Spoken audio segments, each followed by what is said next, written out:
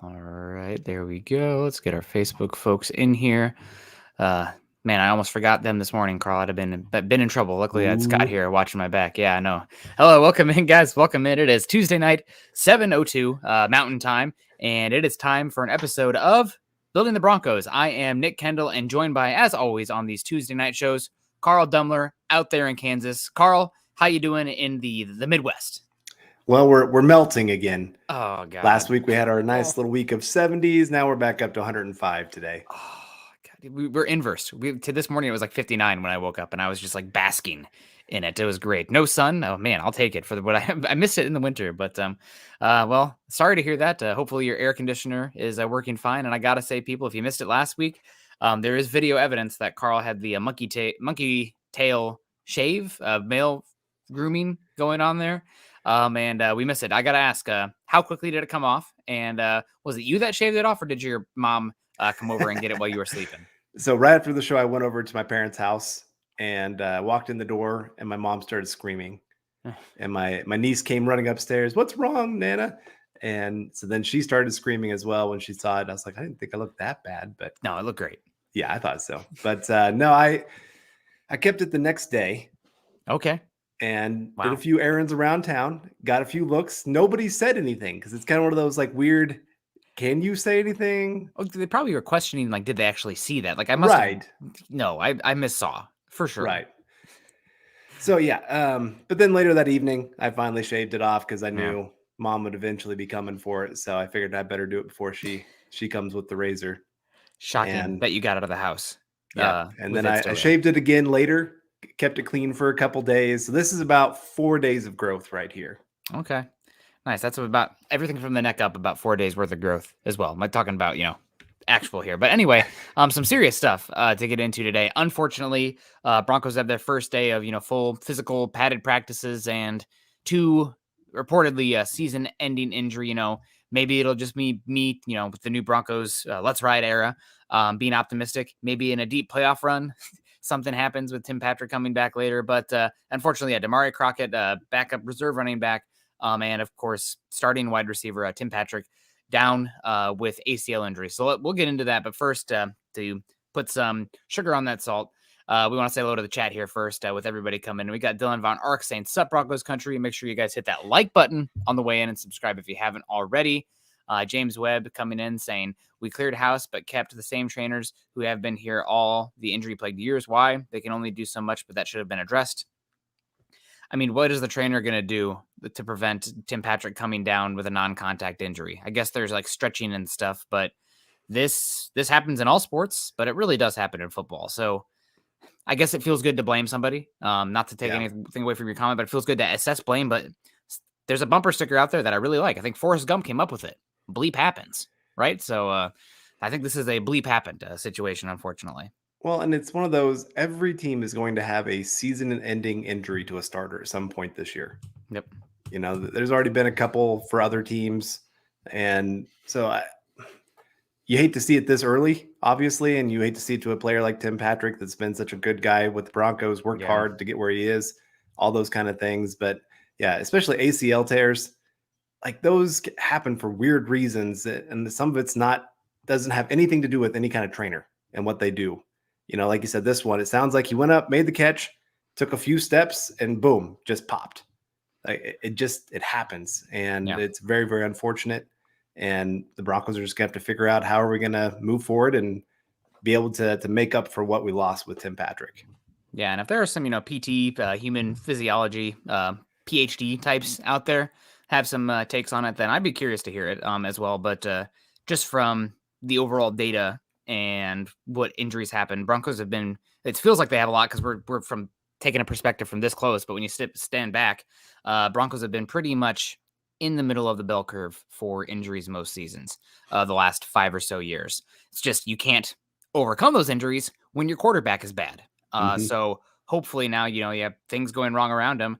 But hopefully the quarterback situation can help resolve that. But first off, before we get any further, and Chris Hernandez, thank you so much for the stars. We appreciate it. He says, "Man, here we go again with these ACL tears." Hopefully that's the last one. Also, Phil McLaughlin coming in with the support. Thank you so much, Phil. Good to see you. Hope you're doing well over on Facebook. Andrew Lampy also saying speedy recovery to Tim and Damari. And this is what I wanted to get into. First off, speedy recovery to both these guys. But Tim Patrick, like you said, worked really hard to get here. It's really unfortunate because this feels like a year he had a chance to pop. Finally, like we mentioned already, Broncos quarterback situation going from, let's be kind, questionable to, having a top 10 caliber quarterback. We'll call that what we had the past few years, questionable. But I am also somewhat relieved for Tim Patrick because he did just sign that contract with the guaranteed money on it. So, like, yes, it sucks. Yes, you'd rather it not happen. But if this would have happened a year ago, Lord knows where Tim Patrick is right now and where he's at with his family or whatnot. He signed a deal. A lot of people thought it was somewhat under market value, but he protected himself and he got some guaranteed money, and we're going to miss him. Hopefully, we'll see him back in 2023. If not sooner, God, let's just keep whispering that in there. But he got that guaranteed money. So it sucks for the Broncos. It sucks for Tim Patrick, no doubt. But I'm really happy that he has the security for that, no matter what happens going forward. Right. Yeah, we're very pro player. Yep. And wanting them to go get their money, get what they can. And yeah, for him to get this contract done when he did, and like I said, it might have been under market. He could have maybe got a little bit more, but to have that security, that is so huge for these players to be able to get that and to just know that they're going to be able to take care of their families for a very long time with this. So I'm glad for him that way.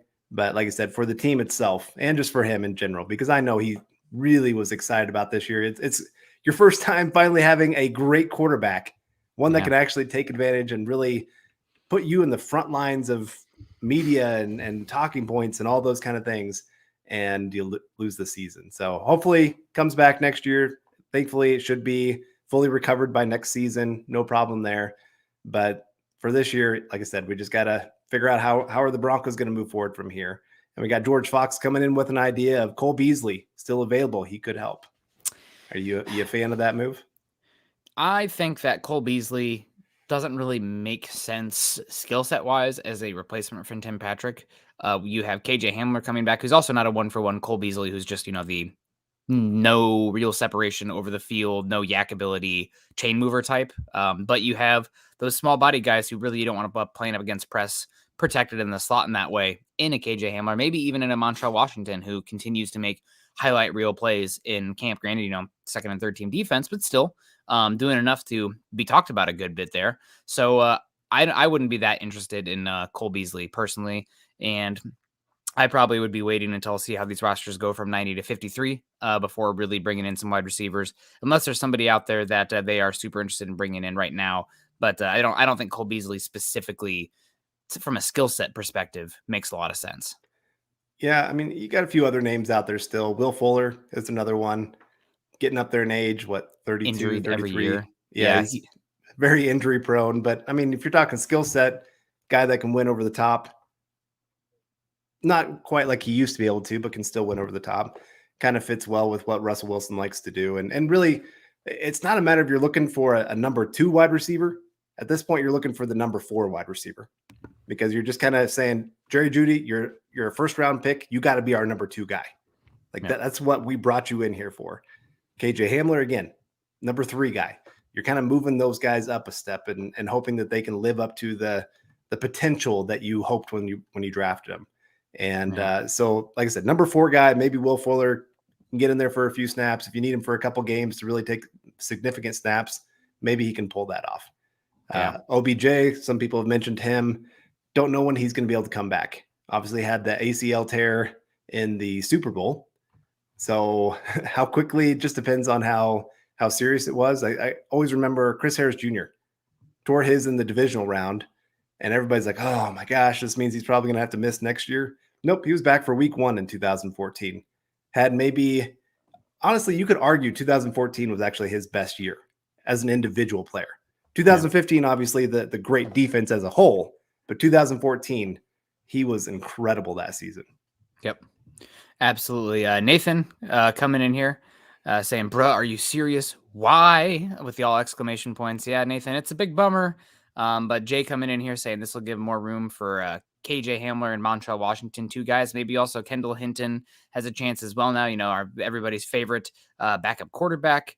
We also have Kathy Lund coming in with the $5 super. Thank you so much, Kathy. Says Jeudy needs to step into that number 2. Hamler and company number 3. We also have Travis Fulgham on the team, whose best days are ahead? Question mark. I don't know about Travis Fulgham, but you're definitely right. The Broncos do have options at wide receiver, and I don't even know if we talked about it this morning with Scott and I on Broncos for Breakfast, but can we even say that Cortland Sutton, with how he's performed so far coming off the injury even last year, is number 1? We had expectations, but it doesn't sound like he's been dominating so far this season. Part of that is probably Patrick Surtain is really like running towards the argument of being maybe the best cornerback in football. At least maybe in the conversation with the hype that he's getting right now. We'll have to see what it looks like in the regular season, no doubt. But maybe Judy and Sutton are going to battle each other for number 1, but you got to figure out the depth behind those guys, no doubt.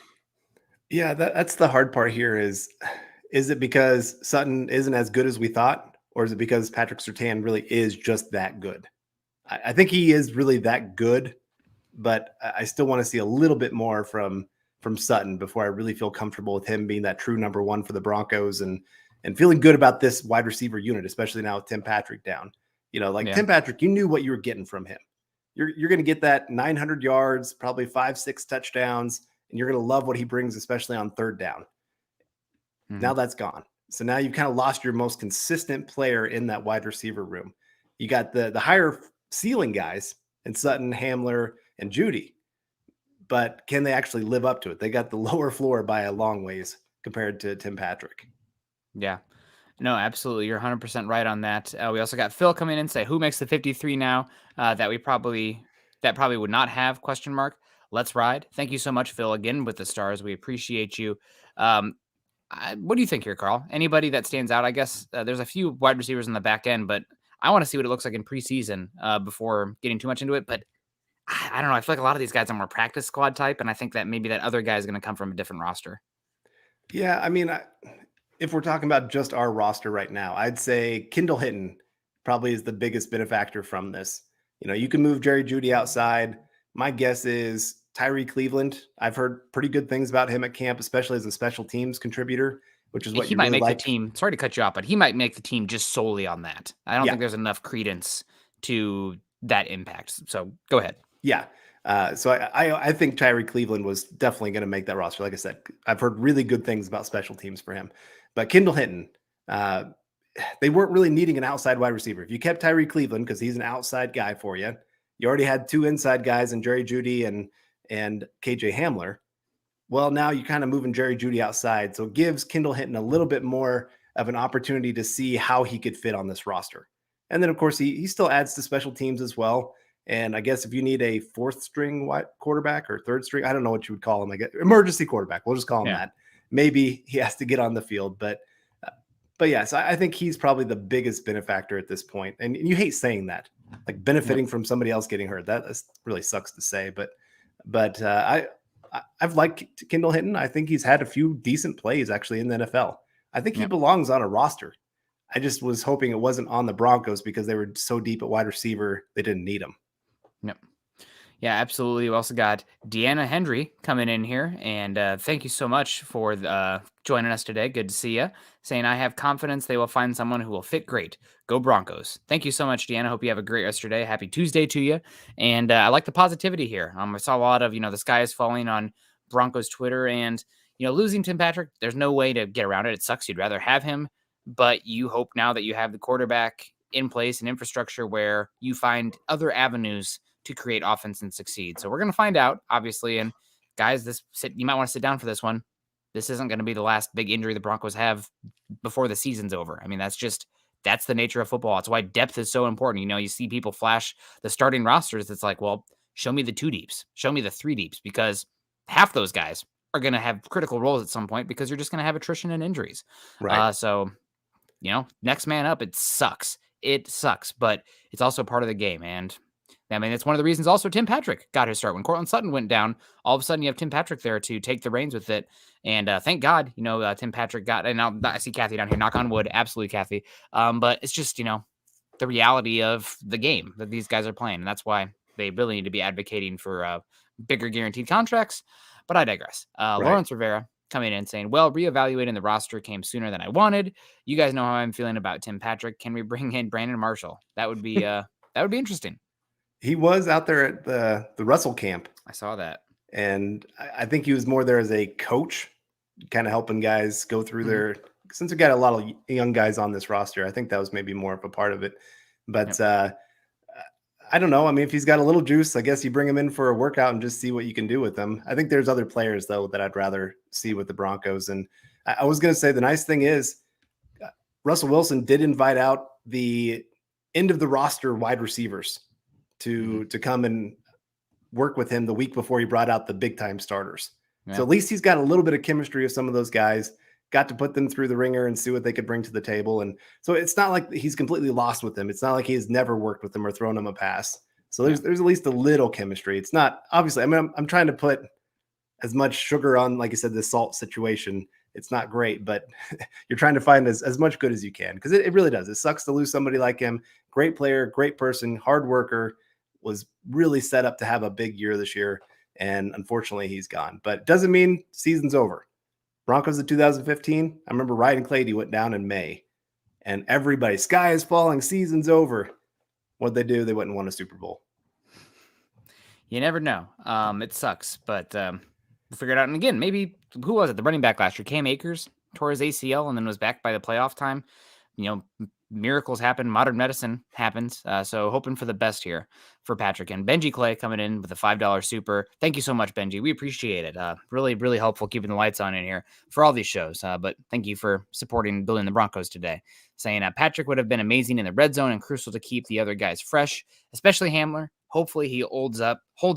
Injuries suck. Yeah, I mean, more onus put on Hamler, and of course more onus put on Jeudy and Sutton as well. So, Carl, what do you think about how this the ripple effect here for the Broncos' current wide receiving core? I mean, just even more specifically, because right now it seems like it's very early, and we're, how much is the Broncos' current training camp reps really that applicable to what we're going to see in the regular season? But it does seem like Sutton's somewhat underwhelming. Judy's been good, but he had some issues early on, fumbles, drops, et cetera, et cetera. Is this duo going to be able to live up to it without Patrick? Because it felt like Patrick was the rock of those guys. Yeah, I wish I had a great answer at this point. I don't feel comfortable with those two guys right now.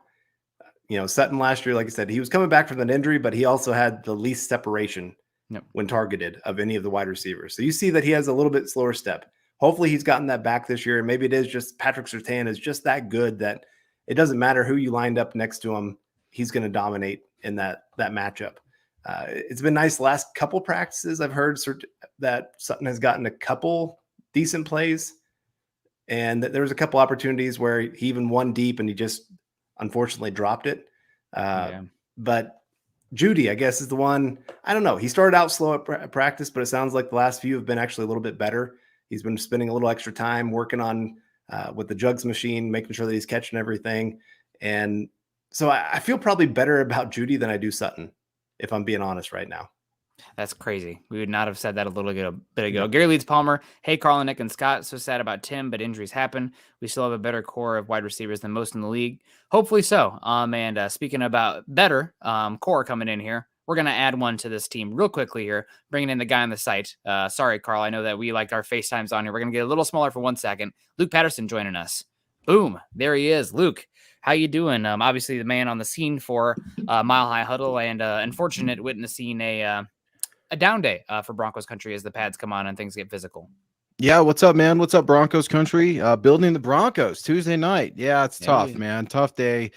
Day 6 over at training camp and first day in pads. And the one thing that you didn't want to happen, that happened today. Tim Patrick got hurt, season-ending injury, ACL. It was horrible. Just reacting to it still. I'm in a bad mood. I'm grouchy. Feels like a Monday, not really a Tuesday. Like, it feels like we're going backwards a little bit because things were going well for the Denver Broncos, and then you get this disastrous injury. Now, it was a back shoulder fade. I know some people are thinking 1 to 2 steps. That's when that tear happened. I had a really bad feeling as soon as the ball was dropped, to be completely honest with you, because Tim Patrick doesn't drop balls. Kind of felt like a reactionary thing. Oh no, this is bad. Some people were speculating the knee. Of course, it is the ACL, but Achilles was also something people were wondering about. And a lot of people are bringing up the fact that Tim Patrick and this receiving core, this receiving core is so deep that they can afford some of these injuries. And while you don't really like to say those sort of things, I'm not sure they can afford this, guys. Yeah. I'm really not. Who else is going to block like Tim Patrick? Cortland Sutton does a decent enough job, but you had two big bodied wide receivers out there that can literally boss and pancake defensive backs around.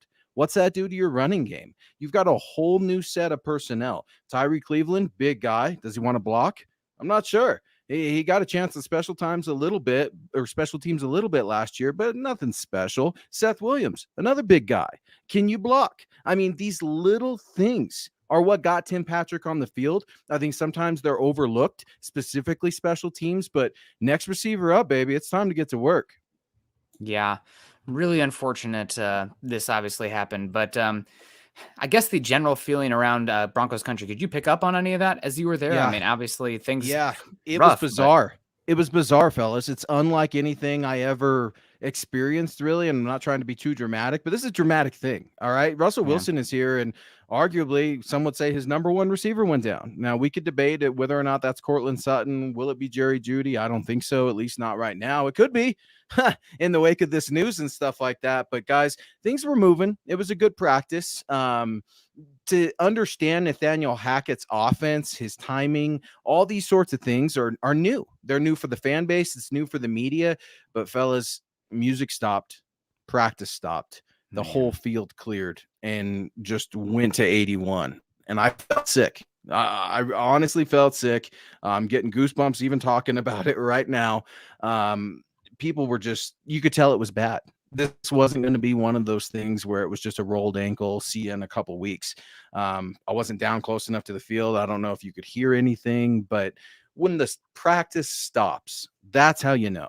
And I got to the point, guys, I'm not superstitious. I'm kind of stitious, but it killed the whole buzz of practice. Fans were nervous. I'm chewing on my fingernails, hoping everybody gets up after the first day of pads. We should be talking about nice hits, good pops, guys coming up from shoulder pads and just little things. Well, after that injury, we're talking about how do we keep guys up. Bradley Chubb, you good? I don't need you getting hurt walking to the water bottles or anything like that. That's how ridiculous I was getting, because it's just like one of these panic type situations when it happens in real time. Step away from it for a few hours. You look at your options. We've got them over at milehighhuddle.com. I know Lance has an article in the grinder right now talking about what does it mean? What can the Broncos look at? Yeah, there's some free agents out there, but I do think that they're going to internally look at this young core of wide receivers. Guys, Montrell Washington, he's been getting a lot of run. He looked really good today after that injury, kind of closed down the day, really on a high note, if you will. Don't get panicked. I know Russell Wilson is out there, and you got the little league mom out there keeping score of first down, second down, third down, all these sorts of things. This offense is coming together, fellas. It's going to take time. How will the Broncos react to losing arguably their best workhorse wide receiver in the room? We'll find out starting tomorrow on day 7. Yeah, really rough. Carl, do you have any thoughts, questions? Yeah, I was just thinking, like I said, it does take time for an offense to really click. Tom Brady going to Tampa Bay took them about 6 games before they really figured out what works, what doesn't work. You can do all this out of training camp, but it still doesn't quite add up to what you get to experience on the field. And Peyton Manning, when he came here to the Broncos, it took him about 4.5 weeks, right there about halftime of that Chargers game, where all of a sudden the offense started clicking. And so you're right. You just need to have a little bit of patience. And Gary Leeds Palmer, you're right. Thank you, Luke, for coming in here, giving us a few minutes. I know you've had a long day out there. And like I said, it's just been kind of a tough day. So we appreciate I appreciate you having me on. I apologize for the scheduling errors and all that stuff on my end. As you all get it, it's football time, and we're not expecting these injuries. This kind of screwed up not only my whole day, not that anyone cares, but practice went over a little bit. Like I said, we're getting used to Nathaniel Hackett's schedule. Something a quick observation I didn't get to really write about in my camp journal at milehighhuddle.com. Nathaniel Hackett's style of practice is different. There's music, there's energy, it's loose, but there's a lot of learning going on, fellas. I really, really like that. There's not a lot of yelling, not a lot of screaming. Yes, you'll hear Dwayne Stukes. Yes, you'll hear Butch Berry. But it's not that old school, let me get up in your grill and just berate a guy. It's let me coach you in real time. Let me be loud and demonstrative and try to get to the point. What do I think is a little odd about these practices? You've got the starters basically done with practice today, and then you've got them signing autographs on one end and the second string and third string still going. on the other end. So a little odd. I wasn't sure if maybe Nathaniel Hackett wanted to see if we could get a little bit more rep with the 2s and the 3s, or what the deal was today. But I think Nathaniel Hackett did not flinch when reacting to Tim Patrick going down. I was ready to cancel practice, shut him up shop, just because I was in full panic mode like the rest of the fans, man. And Nathaniel Hackett definitely showing some poise, saying, look, if this is a game scenario, we got to keep playing this game, right? It sounds brutal. It sounds hard when we say on to the next man. But if this were to happen in a game, first quarter, there are 3 more quarters to go. Broncos still need to win the game. Yes, they're still a Super Bowl contending team. No, this is not the end for them, but thoughts and prayers for Tim Patrick. Yeah, it does suck. And one more question, Luke, guys, because I know you got to get going. We talked about a few names, but there's a few guys since you've been there. I'm just take the floor with one of them. But I'm going to throw out some names here. You already mentioned Montrell Washington, but Seth Williams, Jalen Vigil, Brandon Johnson, Travis Fulgham, Caden Davis. Have any of those guys really stood out at all in any way? I mean, obviously there's so much to happen at practice at once. You can't really focus on that. I'm like, you're not just sitting there. What's the depth at wide receiver every single day looking at that? But any of those guys, really catching your interest? Yeah. Seth Williams has put together a couple really good days right when he needs it to. Second year pick, Auburn, if I'm not mistaken.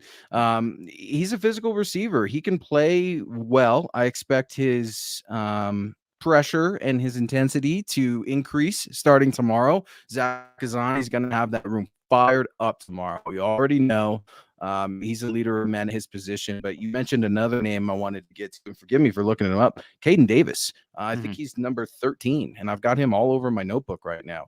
Him and Brett Rippon have been hooking up a lot, and I got Brett Rippon surging as my QB2 right now.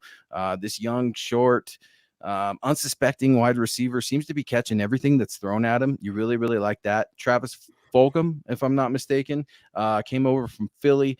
Another cat that you're going to see some more work with, and special teams is where I'm seeing some of these guys pop. The first thing I'm trying to figure out on special teams, are you sticking to your assignment? Because if you're not, Dwayne Stukes will correct you. No, he's not going to undress you. He's going to correct you right in real time to try to get this unit firing on all cylinders. So you look for some of these dark horse wide receivers, and Kendall Hinton. We got to talk about him a little bit, right? Camp favorite, fan favorite, say what you will. Got to respect what he's done for this organization. I get it. He's in the Hall of Fame for a reason, I suppose. But this team is lacking so many pass rushers. I wish I could carry 7. If I'm going to be completely honest with you guys. Chris Allen is looking pretty decent out there. Number 45, undrafted cat. You wonder what would have happened to his draft stock if he wasn't hurt in college all of the time. He has been flashing a lot. You look at some of the current unrestricted free agents out there. I don't know, guys. You tell me. Will Fuller, T.Y. Hilton, Cole Beasley, Odell Beckham Jr. I mean, I kind of pass on all those guys right now. If you really want to go crazy and have hot take radio, we can go with Emmanuel Sanders, who moved back to Denver. I'm not sure what his plans are. I don't think he officially announced retirement, but George Payton is probably working those phones a little bit. However, George Payton also put this roster together, and he has a lot of good receivers just waiting for an opportunity. Yeah, lots to chew on there. Wish we could have you on in better circumstances, but hey, everything marches on. We'll marinate a little bit more on the Tim Patrick stuff. I know you got to get back at it, but before you do, we got to get this in here from Benji, because everybody wants to hear this when they talk. Luke is right. There you go, Luke. Good to see you. Now I'm good. Now I can leave. Benji, you're the only one saying that ever. I appreciate you. Yeah, maybe doesn't get that as much at home, with a wife and daughter. Dad's right. Okay. But sad to say, we might not have the best weapons in our division after today. Benji, I don't think we did before, unfortunately, with the Raiders, but is what it is. Patrick served a specific role not easily replaced. Bummer. It is a bummer, Benji. We appreciate the $4.99. Thank you. Also, make sure you're tuning in tomorrow. If Luke is right, Luke will be back tomorrow night with myself on Mile High Insider. So, Luke, I know you got to get going. We really appreciate you making the time to join us today for a bit. And man, have a better rest of your day. No kidding, man. It was just kind of bad juju, and still, man, I'm grouchy. It's the mood. It's weird how contagious it is. That was my one last thing coming out.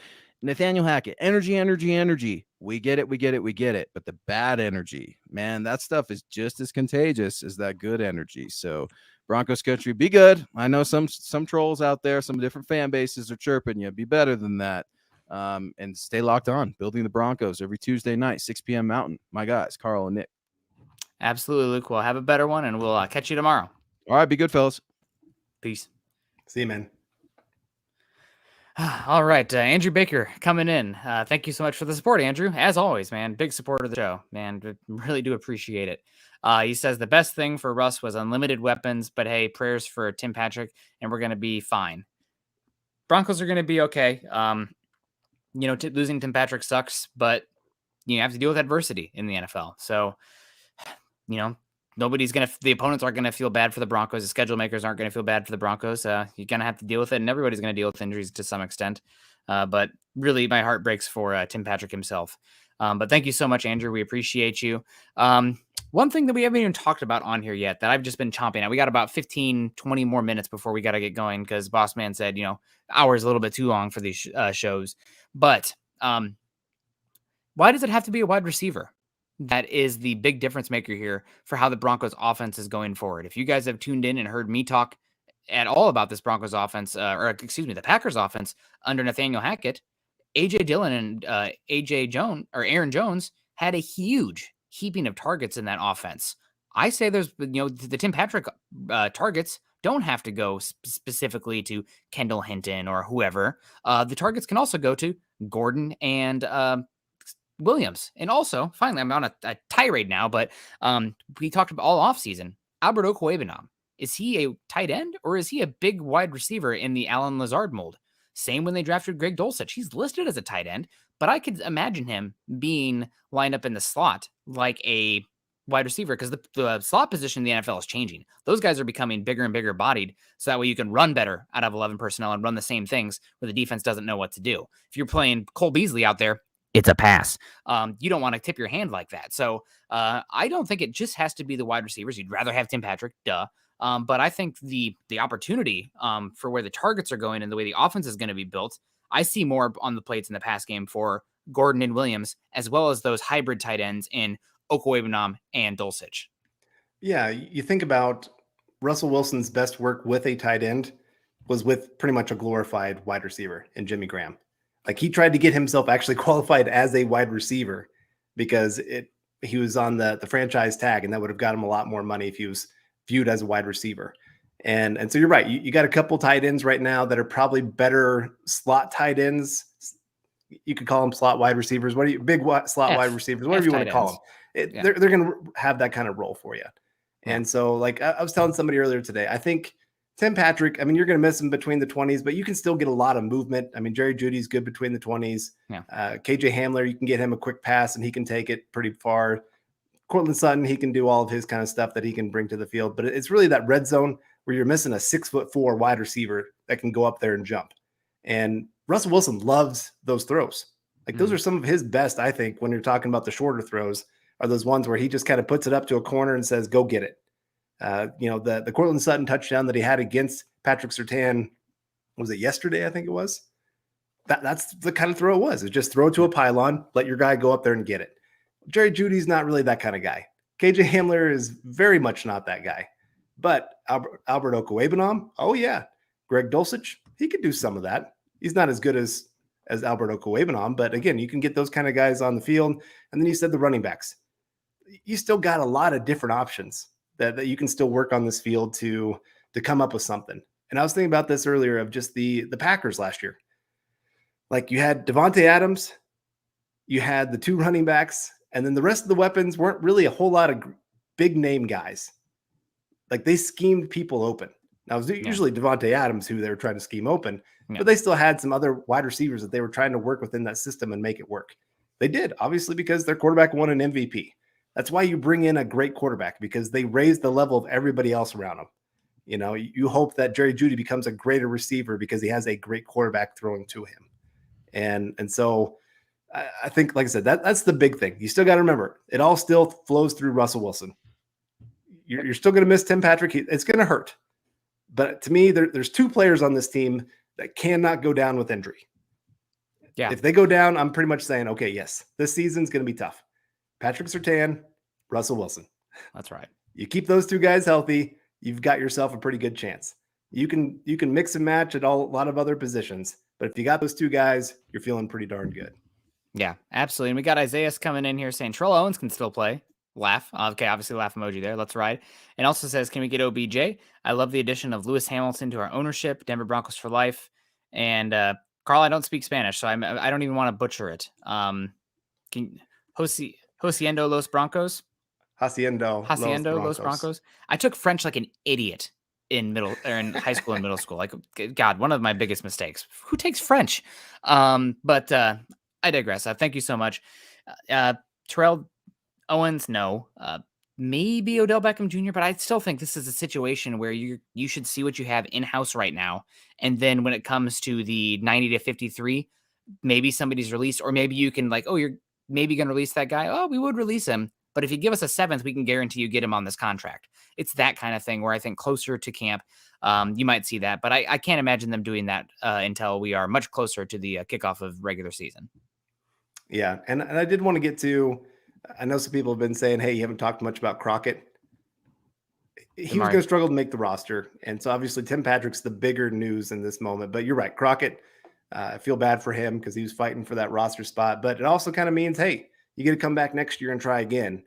Maybe if he was cut, it doesn't make another roster. So this is, in some ways, can be okay news for somebody getting hurt in that way. At least they have a guaranteed spot for next year's 90-man roster. And he gets guaranteed money this year, right? Yeah. For the injury. So it sucks. I would not say it's good news at all, but right. I'm trying to sugarcoat it. Yeah, I know. I know.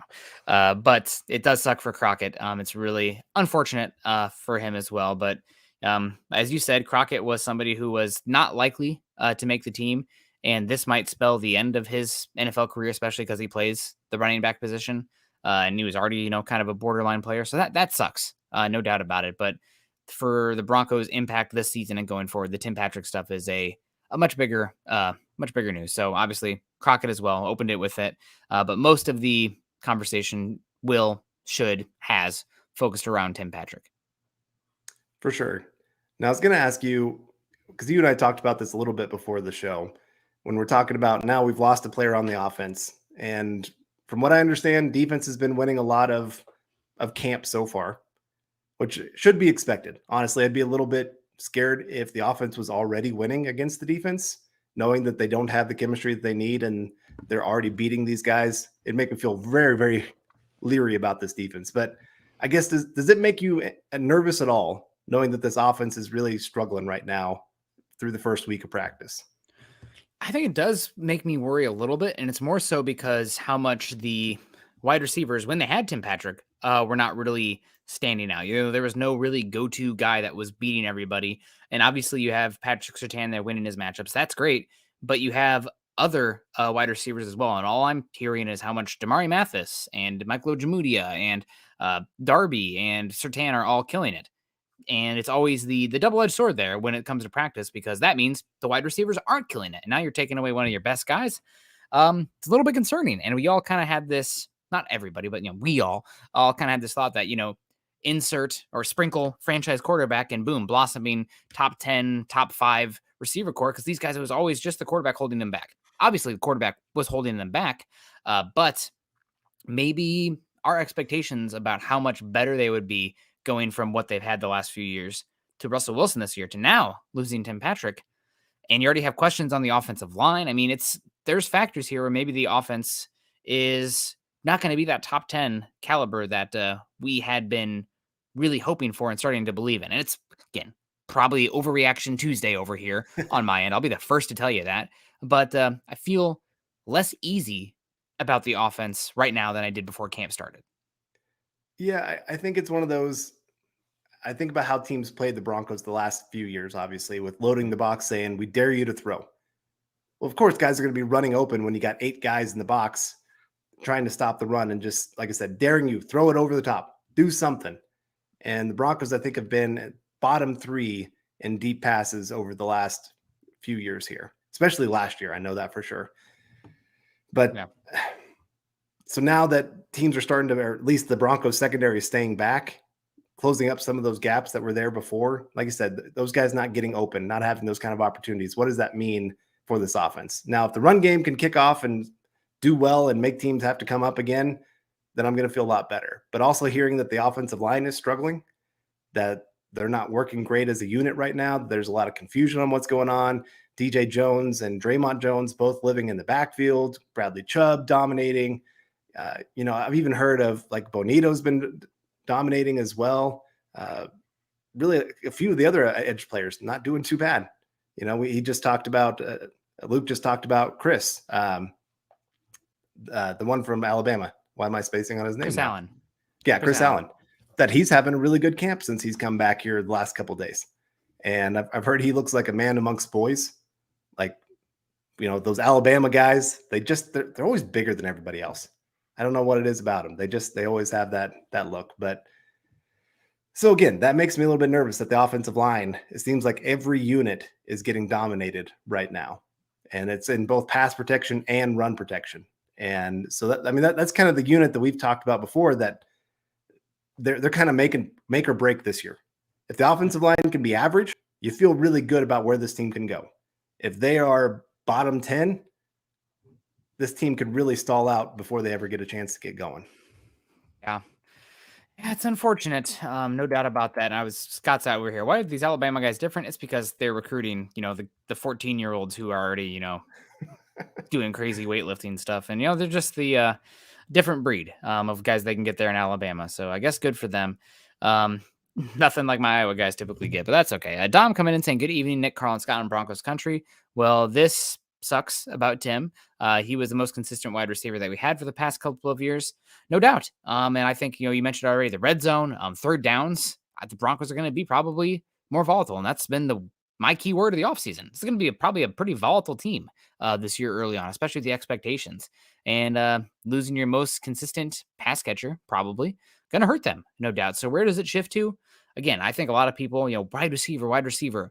We've been making a slow shift, and it started at the college side. I don't watch much high school football, but the college side over the last decade to positionless football. These guys wearing a lot of different hats, and you're really seeing, I guess the best example here would be recently with Deebo Samuel and the 49ers, or Cordell Patterson with the Falcons. These wide receivers, running backs, tight ends, H-backs, get these weapons in space and work them into the offense and get them in places where they can make plays after the catch. Give them space. And I think for Nathaniel Hackett, that doesn't just mean it has to be a wide receiver. You're going to have to pivot things a little bit, but we're going to find out about Justin Outen, about Russell Wilson somewhat for this shift here. And of course, Nathaniel Hackett, because they're going to have to figure out different ways to create offense now that Tim Patrick's gone. And I don't think it can purely fall on the wide receivers. Running backs and tight ends are also very much part of the solution of this equation. Yeah, you're right. We're going to learn a ton about Nathaniel Hackett, more than anybody else. Like I said, just this offense that he's trying to create here, part of it was based around what Tim Patrick could bring to the table. So now you got to, like I said, you got to adjust to that of what can you do with these other weapons. Montrell Washington, you're starting to see this guy break out, have some pretty darn good speed on the field. Obviously, you're liking him in the return game, but also how can you get him involved in the offense now? And, those Jerry Jeudy fake sweeps that they were doing, jet sweeps the last few years. Maybe Montrell Washington is that guy now that you actually hand off to and make teams have to respect that speed coming off the edge. Maybe you're trying to do a few more screen passes, like you said, get those guys, get the ball in their hand and see what they can do. Jerry Jeudy, that's part of what he brings to the table is his ability. Once he catches the ball, that man becomes dangerous on the field. Struggles a little bit to catch the ball, but once he gets there, Courtland Sutton, he's another guy. He's actually got a little moves to him if you actually get him the ball. He hasn't had a quarterback that's really taken advantage of that the last few years. A little bit of shake and bake. No, absolutely. You're 100% right. So will be interesting. But again, I just want the listeners in here to kind of frame their perspective, not just about the wide receivers, because I think that the Allen Lazard role is just fits just as much for Greg Dulcich and Alberto Cuebanam as it does any of the wide receivers on this roster, if not more so. So Carl, before we get on out of here, start wrapping up, and thank you everybody who's joined us today. Who do you think is going to be the person who gets the biggest bump? Unfortunately, from the Tim Patrick stuff, who's gonna get a larger chance to make the roster, and not only make the roster, but make some plays on the field this year? I think it's gonna be Jerry Jeudy. Okay. Part of his game that he brought to the NFL, or was supposed to be bringing to the NFL, is that quick ability to get open. And you're talking about Tim Patrick with his third down ability. Like, he is that consistent guy. You throw it to him, you expect him to come down with that football. Now, Jerry Jeudy isn't that guy that you throw it up to him and just know that he's going to fight for it. He's going to come down with it. But he's your guy that you're looking for to get open, pick up that 5-yard, 3rd down and 5. He's going to run that 5-yard route and be the guy that's open real quick.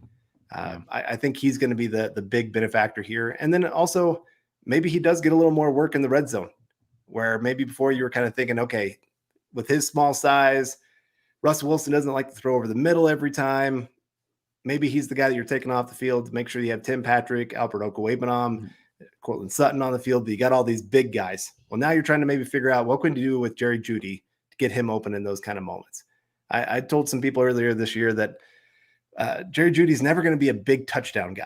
Like, he's never going to be the double-digit every year kind of guy for touchdowns. But I could see it now this year with him moving up to that number 2, maybe even number 1 wide receiver spot for the Broncos and just getting a higher volume of targets. You know, I think of Baldwin when he was with the Seahawks. Most years he was 4 or 5 touchdowns a year, even with Russell Wilson. But he had one year where it just got bumped up, had a big year, double-digit touchdowns, and just because they were just sheer volume, getting him the ball, making sure that he was targeted every chance that they got. And so, yeah, we got Dave Glassman saying, so late, please quick recap. Unfortunately, it's not a great recap. Tim Patrick goes down with injury. Crockett also, running back, goes down with injury as well. Both of them ACL tears, out for the year. So we've been talking mostly just about how is this offense going to adjust? Who's going to take over? Like I said, I'm predicting Jerry Jeudy. Do you have a name out there that you're going to throw out? I think this is a big chance for Albert Okwuegbunam. That's the name I was going to say. But then I saw the chat going on here, and I think they convinced me otherwise. I'm going to go Montreal, Washington. I know that we were both shocked. Everybody was shocked about the play when it happened. We talked about getting the ball to playmakers in space, and we've said on here so many times about offense in today's NFL. Obviously, it's about scoring points, but it's about explosive plays. And I think that if Nathaniel Hackett is, who's the guy to lead the Broncos offense going forward from a scheme perspective, they're going to need to figure out ways to get these explosive players on the field. So I think maybe Montreal, Washington, if he just keeps making plays, there's got to have to be a place for him. So that's the guy that I'm the most intrigued if he can step up now that there is obviously a large vacancy for the targets that Tim Patrick would have otherwise had. So, all right. Well, we also have Gary Leeds Palmer coming in saying, great show, guys. Appreciate that, Gary. Always good to see you in here. And guys, just thank you for joining us here today. I know it's not always the easiest show. I hope brought a little positivity to the situation. It really does suck to lose him, but doesn't mean the season's over by any means. This Bronco team still has lots of potential to be great. So don't be completely down on this. More in it for the day, but we can move forward tomorrow. Yep. Hopefully things will get better from here. We appreciate everyone coming in. Thank you to Luke for joining us for a bit. Thank you to Scott working the background here, keeping the chat in line, making sure that none of those spam bots were coming in. They've been a real issue lately. So I guess I didn't see any today. So either good job, Scott, or they're respecting what happened today for the Broncos. So I guess thank you, spam bots. But thoughts, I hate saying thoughts and prayers, but thoughts and prayers for Tim Patrick and Damari Crockett for the injury. It happens in football, but it still sucks when it happens. And I guess the best thing I can say is Tim Patrick did get his guaranteed money last year. So feel good for him for that reason. And that's why if those agents or, you see these players fighting for more money, why is he being greedy? Trying to protect himself because Lord knows what happens after this. So we're hoping for the best. But thank you, everybody, for joining us the rest of the day. Obviously, we'll have more information as more information comes out on the Tim Patrick stuff and get a better idea of how the Broncos team is going to adjust. So, yeah, it's unfortunate. I always hate having shows with these conversations being the primary things. But it's going to happen sometimes. Knock on wood. Maybe if we knock on enough wood, it will never happen again.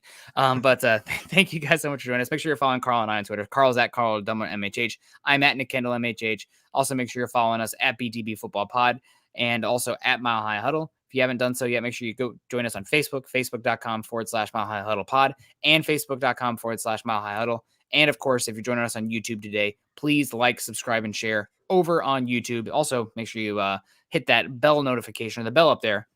So that way, when we go live, because sometimes I feel like we're pretty good at staying on time, but sometimes some of the other shows, 10, 15 minutes late. So you don't want to just be sitting around waiting.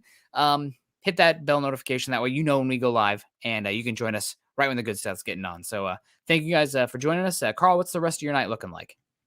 Well, I was hoping to work on maybe an article from today's news from anything with camp and then also got, of course, get my run in and I got to get packed to head out there to camp here in a couple days. Hell yeah. I've taken one of my sons, my youngest one, first time ever getting his chance to go out to camp and see how it's going to be. And I think he's more excited about the things after camp, what we're going to do, going to like a trampoline park and stuff like that. But no, I'm excited to get him out there, get my eyes on the Broncos myself. You know, it's great reading these reports from Luke and everybody else, but there's nothing like getting to see it for yourself. Yeah, absolutely. Seeing is believing. Well, guys, we appreciate you. Thanks for everybody who joined us today. If you missed any of the show, you can obviously go back and watch it on YouTube. You guys have a great rest of your day. We appreciate you. We'll see you tomorrow night on Mile High Insiders with Luke and I. And if you're, have a little bit of time tomorrow, you can hang out with Scott and I, talk a little bit of Falcons and NFL on Forging the Falcons. But until then, you guys have a great one. Choose compassion and choose kindness. And of course, go Broncos.